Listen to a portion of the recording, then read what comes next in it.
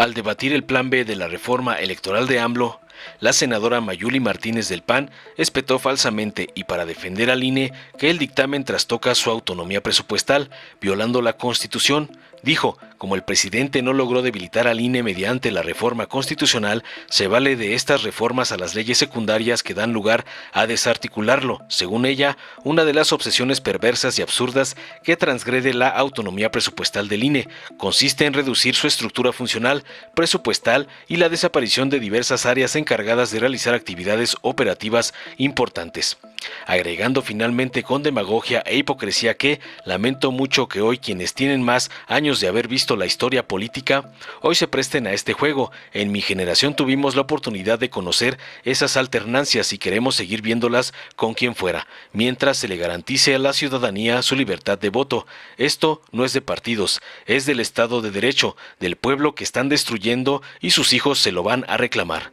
Tras escuchar las mentiras e hipocresía de las panistas, la senadora Marta Márquez, ex panista y ahora del PT, les respondió contundente con esta frase: quienes están cómodamente instalados en las estructuras creadas por ellos para beneficio de los menos, no se preocuparán por cambiarlas. Efraín González Luna.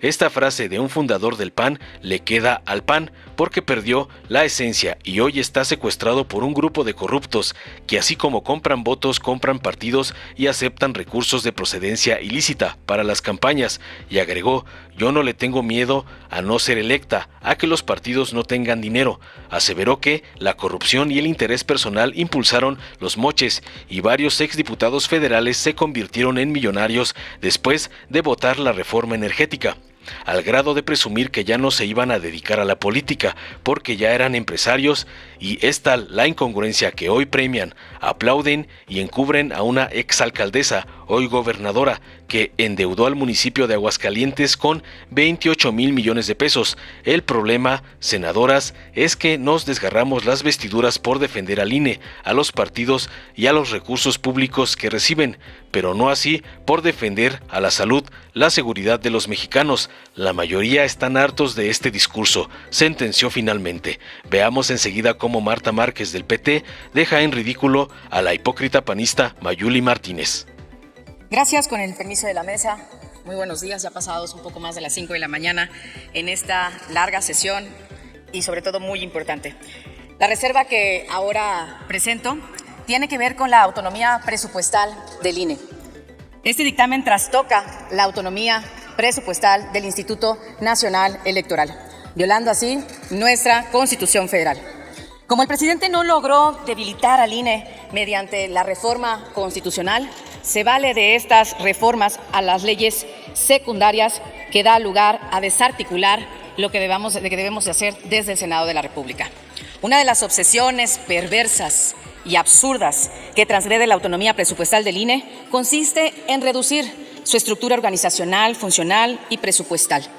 La desaparición de diversas áreas encargadas de realizar actividades operativas importantes como la credencialización, la organización de los procesos electorales, los procesos de redistritación y todas aquellas facultades atribuidas al INE que brindan certeza, legalidad, transparencia y confianza, no solo en las elecciones, sino también en el propio órgano electoral. Una de las primeras afectaciones será el despido de más de 1,000 trabajadores encargados de realizar esas labores sustantivas del propio instituto, no la de los lujos o complementarias, sino las que garantizan las elecciones limpias y ponen en riesgo el pago, precisamente inclusive, de pensiones de trabajadores jubilados. Es decir, eliminan al personal del INE, a quienes trabajan día a día en el instituto al servicio de la ciudadanía, no de los poderes fácticos, como ustedes dicen, y tampoco de los partidos políticos. Vale la pena remontar a la historia del propio órgano electoral. Y a mí me tocó conocer parte del personal del Servicio Profesional Electoral, porque fui representante del PAN en muchas ocasiones del propio Instituto Federal Electoral, el IFE, hoy INE, por supuesto. Y conociendo a ese personal de que trabaja, que inclusive su compromiso no es ni siquiera con quien dirige el órgano electoral, es con la propia institución que se ha ido profesionalizando en la materia. Por ello, son puras falacias y abusos los que plantea Morena en esta reforma.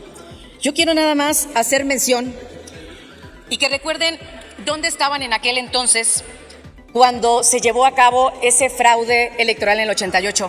Viendo muchos de los rostros de las senadoras y senadores aquí presentes, estoy casi segura que vivieron esa época. En lo particular, a mí no me tocó vivirlo, pero por supuesto sí leí y conozco la historia de ese gran fraude electoral en el 88, donde salieron a las calles en su momento el Maquillo, Cuauhtémoc, Cárdenas, precisamente a hablar y a levantar la voz, porque los procesos electorales eran organizados por el propio gobierno.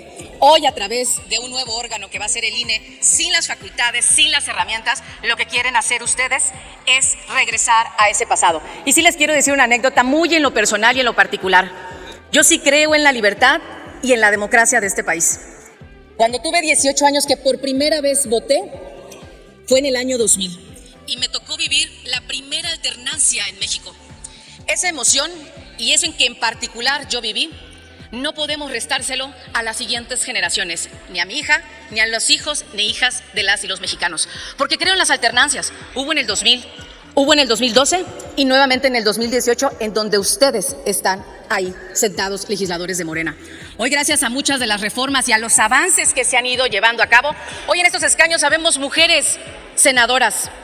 Habemos diferentes grupos representados aquí, que se decía inclusive de los pueblos indígenas. A eso es a lo que le van a tirar, a eso es a lo que van a destruir con todo ello, con estas reformas en las cuales no puedo creer y no concibo cómo se escucha aquí y se dice que son demócratas.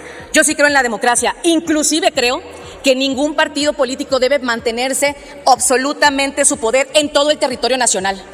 Los contrapesos son los que lograron precisamente que las minorías poco a poco vayan avanzando en este país y en la vida política de México.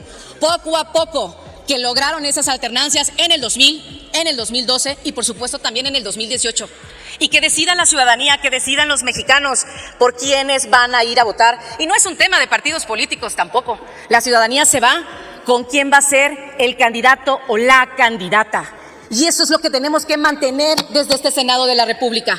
Porque a pesar de que podamos ser militantes de un partido político, que en lo particular lo soy, de 22 años de militar en Acción Nacional, empecé a los 18 años, yo empecé creyendo precisamente en esa democracia y por eso estoy aquí. Y a más de 30 años de crear un instituto que poco a poco ha ido evolucionando para tener estas garantías. Nadie dice que el INE les dio el triunfo, que gracias al INE ganaron en el 18. No, garantiza, eso es el órgano electoral. Quienes conocemos esa parte de la historia y quienes hemos estado ahí adentro, desde el espacio que nos ha tocado en lo particular como representante del partido, muchos años en los órganos electorales, yo puedo y conozco y puedo ser testigo de lo que se lleva a cabo ahí en las elecciones, en donde están los partidos políticos representados y la ciudadanía, por supuesto, a través de quienes están a cargo de los órganos electorales. No podemos tirar más de 30 años de construcción que poco a poco ha ido evolucionando una institución autónoma. Quiero decirles nada más. Quienes somos abogados y sabemos que en el derecho constitucional los órganos autónomos están concebidos como un poder más del Estado mexicano por su autonomía e independencia. Y lo que ustedes están queriendo hacer es quitar toda esa autonomía y toda esa independencia para que nuevamente a través del poder y del gobierno tengan el control de las elecciones. No se vale que una vez ganando a través de la democracia, hoy se quiera tirar a la democracia, porque ahora sí nos quedamos y llegamos para quedarnos en el poder. No creo que eso sea lo mejor para este país ni para lo que se ha construido a lo largo de tantos años. Y solamente culmino con ello, con esta experiencia en lo personal, que cuando voté por primera vez en el año 2000, voté y hubo una alternancia en México. Y a lo largo de todos estos años han habido otras porque así lo decidieron los mexicanos. Y eso es lo que tenemos que hacer nosotros como garantes, no porque representemos a un partido político que fue la vía por la que llegamos. Aquí representamos a las y los mexicanos y ahí es a donde nos debemos de conducir, a ese respeto a las instituciones, al Estado de Derecho y al respeto del voto ciudadano. Lamento mucho que hoy quienes tienen más años de haber visto la historia mexicana y la historia política, hoy se presten a este juego. En mi generación tuvimos la oportunidad de conocer esas alternancias, las hemos conocido y queremos seguir viéndolas, con Morena, con el PAN, con el PRD, con quien fuera, mientras tanto se le garantice a la ciudadanía su libertad de votos. Esto no es de partidos, es del Estado de Derecho, del pueblo mexicano que ustedes están destruyendo en esta noche, en esta mañana de diciembre del 2022 y sus hijos se lo van a reclamar el día de mañana. Muchas gracias. Quisiera de favor que no me cuenten el tiempo porque tengo una duda para mi coordinadora y para el grupo parlamentario de Morena. No se ha aprobado una reserva en donde se contempla que no desaparezcan las salas especializadas del Tribunal Electoral. Aquí en mesa no me confirman. ¿Me pueden confirmar? Bueno, gracias. Ahora sí. Adelante, senadora. Aquí estoy, pues por si las dudas. Mira, gracias. Quienes están cómodamente instalados en las estructuras creadas por ellos para beneficio de los menos, no se preocuparán por cambiarlas. Efraín González Luna. Esta frase de un fundador del PAN le queda al PAN porque perdió la esencia y hoy está secuestrado por un grupo de corruptos que así como compran votos, compran partidos y aceptan recursos de procedencia ilícita para las campañas. Pero esto lo puede hacer cualquier partido, cuidado, cualquier persona, o lo han hecho. Esto queda realmente, compañeras y compañeros, en la conciencia de cada uno de nosotros, en el actuar de cada persona y en el de quienes la solapan. Esta frase nos puede quedar a todos. Esta frase le puede quedar a un trabajador del IMSS que no hace bien su trabajo, a un senador. A todos nos puede quedar cuando no hacemos lo suficiente para cambiar las cosas. Estamos hablando de una reforma electoral que los ciudadanos realmente no entienden. Qué vergüenza, porque aquí se han exhibido casos de corrupción de un lado, de otro, de un lado, de otro, de un lado, de otro. Qué vergüenza. Ojalá dieran nombres y presentáramos denuncias, porque pues eso les sirve más a los ciudadanos. Ese es el problema de la oposición, es el problema del gobierno, es el problema de todos los partidos. El verdadero problema de nosotros, de nuestro país, es que no hemos formado ciudadanos. El problema es que en esta discusión no se habla de formar a nuestros futuros ciudadanos la conciencia desde niños para que comprendan la importancia de los partidos, para que comprendan la importancia de las votaciones. El problema es que no estamos discutiendo que los partidos políticos tengan menos recursos. El problema es que no estamos discutiendo que los partidos políticos tengan cero recursos. El problema es que sí, lamentablemente el dinero y el poder corrompe a quien no fue formado en valores, a quien no tiene escrúpulos, a personajes corruptos que puede haber en todos los partidos. Y ojalá que los ciudadanos tengan abiertos los ojos para castigarlos con el voto.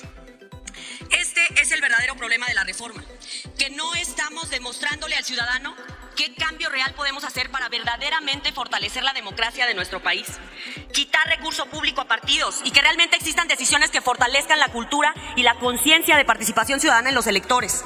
Darle herramientas reales de transparencia a los ciudadanos para poder los ciudadanos exigir sus derechos, para poder exigirles no solo a los senadores, a los regidores, que son quienes desincorporan los bienes del patrimonio público y que lo hacen escondidas y que el ciudadano no sabe que eso hacen ellos, que ganan como diputados locales y que cada veces, bueno, al menos sí en Aguascalientes, cada votación que se suman como esclavos a los alcaldes, les dan un moche por ello. Escuché atentamente las partes de algunos discursos en donde decían que hoy es un día histórico y que había que demostrar quiénes éramos y de qué estábamos hechos. Y yo les digo, estoy hecha de la congruencia con la que el común de las personas de Aguascalientes son educadas. Formación religiosa, ser gente buena. Mamá y papá me enseñaron a trabajar, a esforzarme, a ser valiente, a entregarme a las causas, a vivir en comunidad. Mi abuelo llegó de Colotlán, Jalisco, a Aguascalientes, literalmente con un camión de maíz. Lo vendió y de ahí empezó a hacer un pequeño negocio porque capital no tenía, dinero no tenía, como muchos comerciantes de Aguascalientes. Y mi papá dice una frase: a los políticos, y me encanta, a los políticos lo que les falta es tener temor de Dios. Lamentablemente la historia me ha comprobado que eso es cierto. Hay amigas que me dicen que recuerdan cómo yo quería ser senadora y eso la verdad es que no es cierto. Otras me dicen que recuerdan cómo quería ser diputada y la verdad es que no es cierto. Lo veía lejano y obviamente cuando llegué al Congreso del Estado intenté ser de las mejores, siempre señalando, siempre clara en que el legislador representa al ciudadano, luego al partido.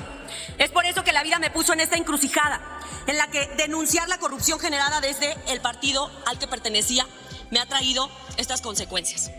Comento esto por lo que venga en redes o por lo que venga, por aquello de que soy la favorita para la violencia política de género en Aguascalientes.